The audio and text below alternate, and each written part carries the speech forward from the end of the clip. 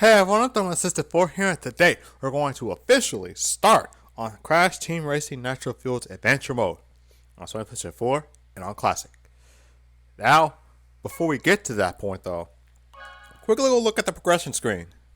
Here you get to see all the arenas. It's kind of like how it was with the older games, but this time you can actually see it in the same style of the normal menus, I guess. It is somewhat, I do find it's a little bit more convenient because here all you gotta do is just go up and down, where as in the older game you had to I think it was like left or right on the D-pad, or was it one of the L and R buttons, and you have to wait until it will load it up a little bit, then you can press it again just to scroll through it, where here it's just as quick as you want it to be. But anyway, today I did want to discuss on this. First off, this area, I need to use this real quick because, believe it or not, on top of it being a little while since I've played this game, it's also the fact that it has been a long while since I played, since I played the acceleration class. Because now, in the classic mode, you can't switch these, so you're going to have to learn how to play through these normally.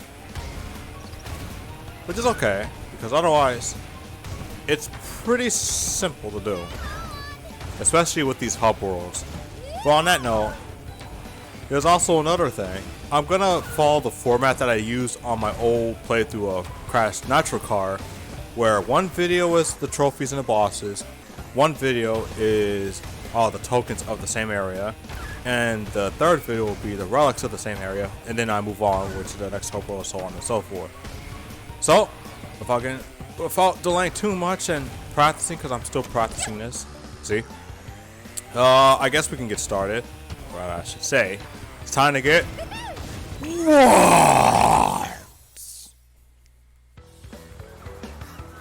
It really took almost a whole minute on this stuff.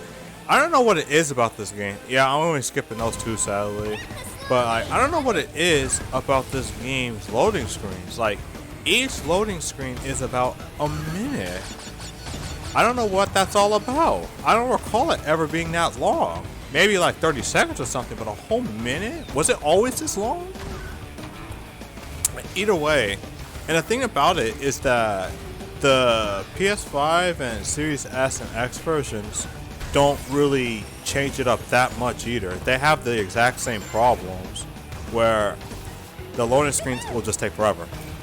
Like, the only difference really is that because it's more optimized on those versions, like on those systems, it'll shave off a few seconds, unless you're playing online where it just doesn't matter. But if you're playing offline, it does cut off a few seconds. So I would still argue that playing on PS5 and Series X and X is the way to go now, if you want to play the best version of this game. But at the same time, I also can't recommend the PS5 version right now. Let me say this right now, because I'm hearing all this stuff about how the PS5 also has issues with controller drift. Seriously, what's up with that? Like the Switch and Switch Lite, oh dear God, if you have a Switch Lite, I feel sorry for you, but like, the Switch itself is already a pretty big problem with this, because like, it's not even just Joy-Cons either. It's Pro Controller, it's every controller you can get that's not, that's first party, that's first party, exclusively first party. Maybe some third party has some issues like this, but I know first party does for sure. But it don't matter. And all this screen stuff is just for what you normally get if you play like offline activities and online. But since I already unlocked everything, this doesn't matter to me. It's just an extra screen to press X through. Okay, I won't skip these too much. I'll let the first one play for each video, but then skip it. Or better yet, if it plays for the bosses too, No, the bosses just skip straight to the cutscene. I'll just let these play for the first of every video and then just skip these. Congratulations. But yeah, like I was saying, like the PS5, but the thing is the PS5 next gen? And keep in mind, this is on top of the system still being difficult to get. Obviously price gouging and all that, cause scalping. Some launch issues that you know, for the most part, has been taken care of, but, you know, can't risk it. But all that, and then when you do get to play it, you have to hear about drifting. And again, these are $70 controllers. And soon there's going to be $70 games once they make the full move to PS5. Or pretty much the whole move to next gen, because Xbox also has this issue. This isn't that right there is not really just a PS5 thing, but that's more so a next gen thing. But my point is that the fact that even though there's more optimization on those next gen versions, like next gen consoles, where you could play like games like Ctr, for example, where you don't have to sit through this for a whole minute or two, versus dealing with drift, it's like, what happened? Like, I'm pretty sure they'll find another way to get like another revision of the controller or something to combat this. I just hope they don't have the same mentality that Nintendo's had with, in terms of like legality of the situation, and just start like, it's not really our fault, But you get what I'm saying here. Basically, even with all that though, I still say the PS5 version, PS5, Xbox Series X version is still the best ones to go around with. The absolute best, I'm gonna need some like tech analysis for that, but realistically speaking, none of these hit 60 FPS, so it really don't matter. But nah, in all seriousness though, I'm just so glad that I'm back on this game again. Like, I can't wait to get like doing some more online stuff too, like online activities, because that's something else I want to go back to, doing some online races at CTR. Like, I've been missing these. Like, the idea of just doing this, like, and trust me, a lot of people want to know about this. This is not sweating. Like, this is just playing the game normally, I promise you that. But oh my gosh, it just I don't want to say nostalgic, because this game's not even like 5 years old yet, relax. But it's just I just miss the online experience of this game so much. Like, it's not the great. I do know it's not the greatest experience of online. It's not. I love this game, but it's not.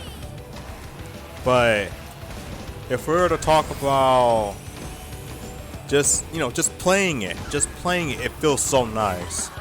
And I cannot wait until after, like, pretty much after this video even, I start going back to doing some more online races. But, one thing at a time.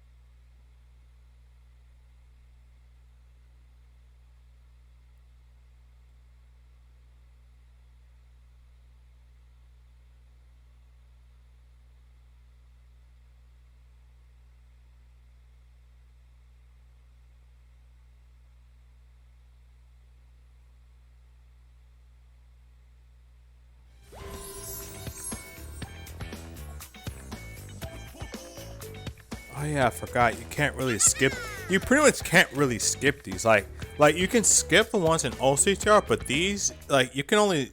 Oh yeah, the fact that it's like, I know I've been rambling through most of it, but the fact that this video is already at almost 12 minutes, and I just started on a few races.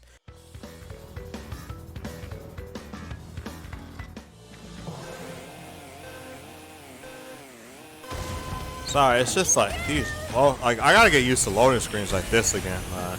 I could probably get my laundry done with this stuff. But you know what? That's all okay, because when I do get through this, I get to look at how beautiful this game is again. And that's how I normally look at this stuff, and why somewhat look at this as like, it's not that bad kind of deal.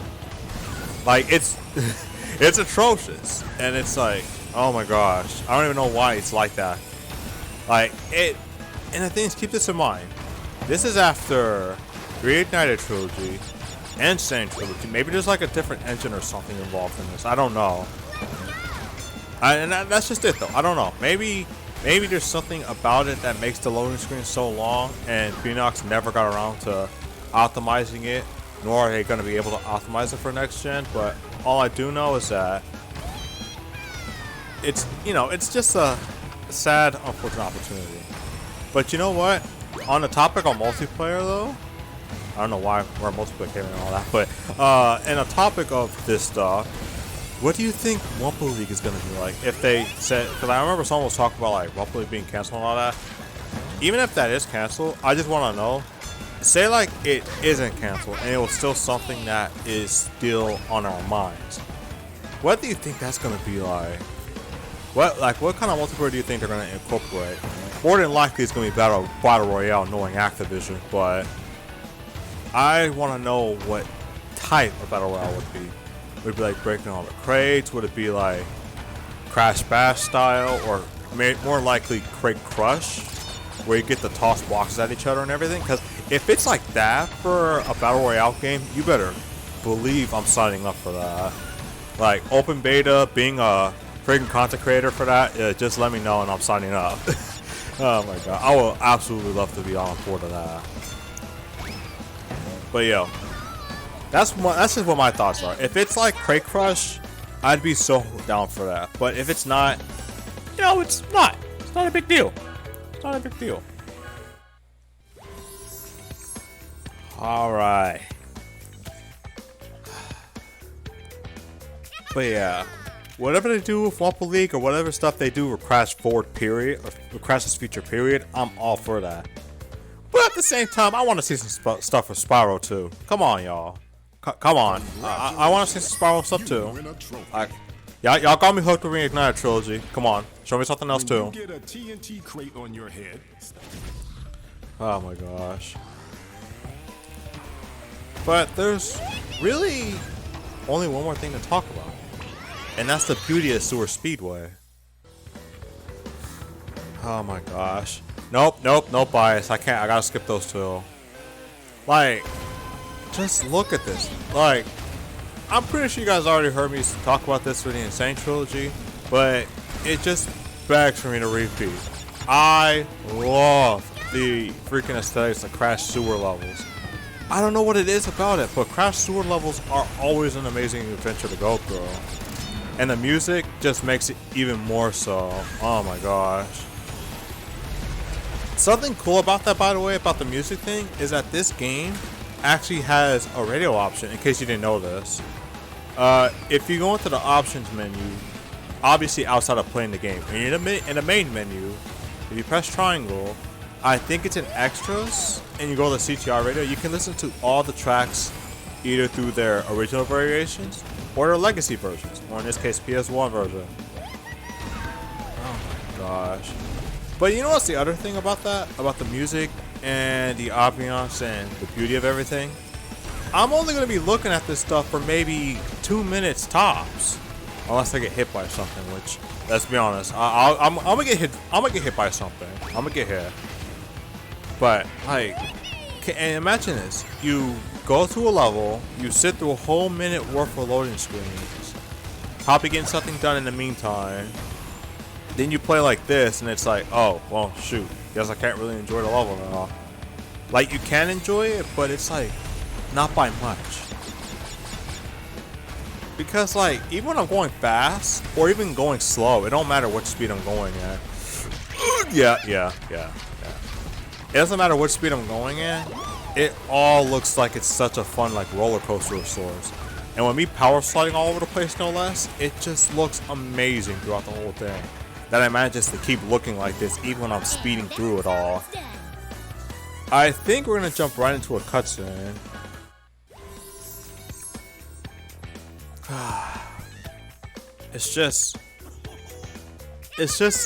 It's low-key saddening, but at the same time it's good because like I'm getting better at the game, but that means I'm gonna be seeing less of the courses while I'm playing them. It's like I don't want to call it an essence exchange, but it's basically that. It's an exchange of sorts.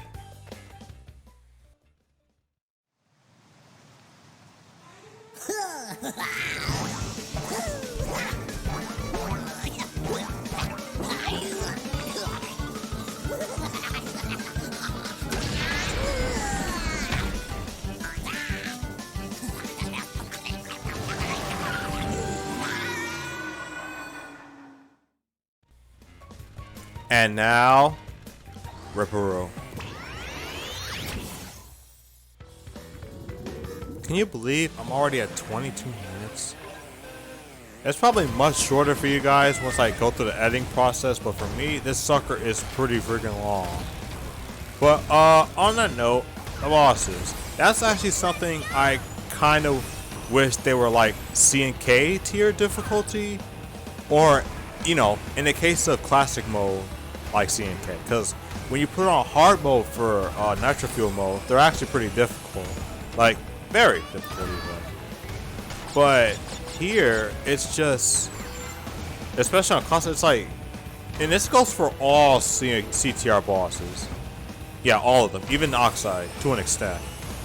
Like, if you pass a boss, that's it. That's the only difficulty you have throughout the entire race. If you can't pass them, then you're going to be struggling for a while. But if you get past them, that's it. You just got to reach to the end. And it's like, look at the map. He's not touching me.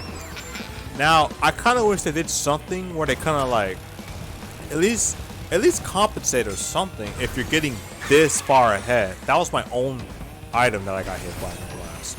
Like, something to compensate for being this far ahead. I'm not saying just by being ahead, because who heck no.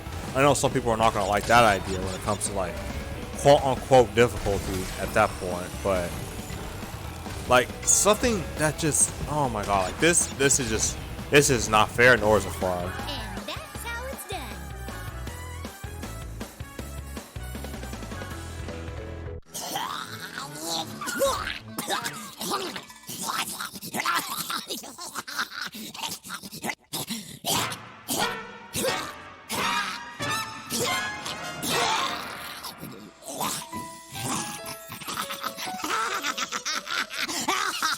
Okay. Now, obviously, we're not going to go in there yet, because now we still got all the obviously C and K, Ctr, and relics to take care of. Obviously, being in another video. So, this is Untitled Chapter. Thank you guys for watching, and until then, as you can see from our progression, we now have all the trophies in this area, as well as the boss key. Next, we'll go for the tokens, and then the relics, and then we'll be done for this area. So until then, stay safe, stay healthy, stay insane. Feels glad to be back, but most importantly, stay warped. Stay warped to the next speed.